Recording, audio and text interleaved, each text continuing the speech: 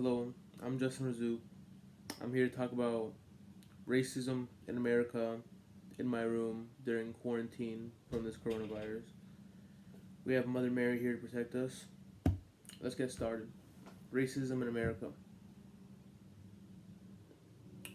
First, we need to know what is racism.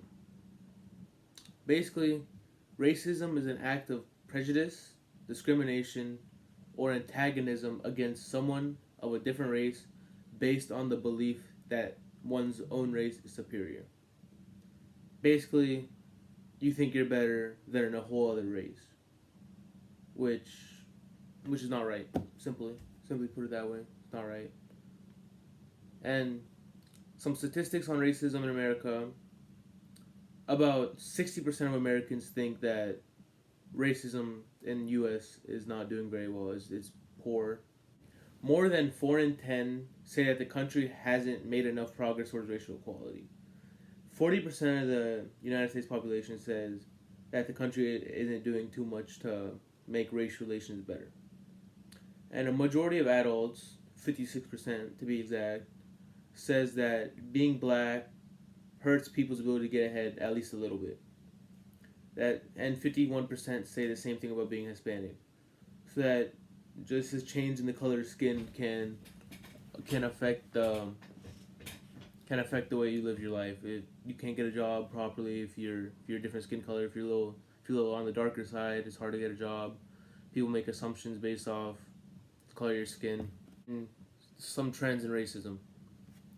In 1942, just 32% of whites agreed that blacks should attend the same schools. 32%, 32 out of 100, yada yada. They didn't think that someone should go to the same school as them because they were a darker skin color. And that's only 70 years ago, 80 years ago. That's not too much. People have grandparents that are 100. And in 1944, only 45% of whites agreed that blacks should have a good chance of getting a white job. A lot. We've been over that. 80-year-olds older than that. Still, your grandparents may have thought that 80 years ago, but times change. And by 1972, almost all whites agreed equal opportunity should happen. And same trend happened last question. It jumped up a whole 60%.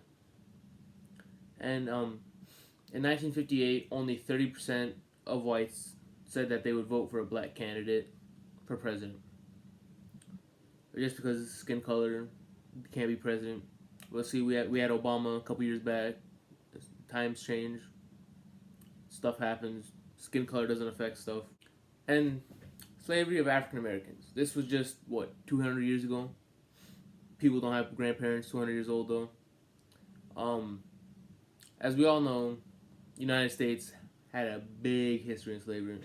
Made up the United States, basically.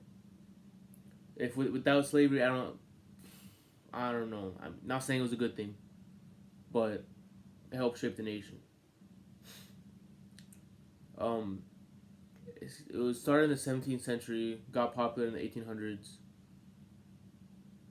The slaves were usually captured from Africa and were forced and bred into American colonies to become slaves. Even some slaves tried to escape by jumping off the ship because they would rather die than be a slave. Living is a lot better than dying, but not when you're a slave. And after the slaves were sold, most slaves worked on cotton fields and on plantations, farms, big plantations. There would be a couple hundred slaves at a plantation, or there could be 2 house slaves in a poor family's house. Either way, back in the 1700s, that was normal. People had slaves. And the slaves were usually heavily supervised, and if they were caught not doing what their job of working the white man's land, they would usually get punished. Thank the Lord that Abraham Lincoln came, 1865, freed them with the Abolitionist Act, I believe. Today, Racism still happens. People still get judged. It happens everywhere. You can't escape. You can't escape racism. Sadly, racism in America everywhere. You walk down the street. People lock their cars. If you're darker skin color, it's not. It just happens, and it's still a very pressing problem. People usually discriminate against African Americans, Muslims, Hispanics, and Arabs because of the tied faith with being with Islam. And for example, in 2015, an Arabic kid at a school for a science project built a clock, but was arrested because it looked like a bomb. But what would the Lord say? That's a good question to ask.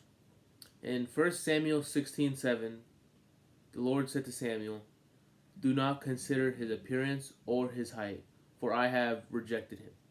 The Lord does not look at things people look at. People look at the outward appearance, but the Lord looks at the heart. The Lord doesn't care what you look like. You can be wide, you can be long, you can be tall, you can be black, you can be white, you can be purple, you can be whatever you want to be or whatever He gave you, because He gave you it, and you were made in His image, and it's just what you believe, what you can choose. You can choose what your heart wants to go. You can't choose your skin color. You didn't wake up one day when you came out the womb. You didn't choose your skin color. There was no character select menu. You can't change anything about you, so you just make the best of it and just follow God. The consequences of racism. First of all, it's just bad. It takes lives. Racism takes lives.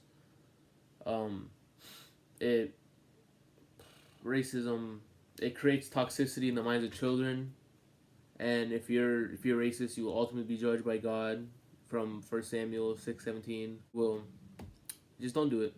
It's not that hard. Just look at someone for their personality, for what they believe in, for whatever they are, not for their skin color.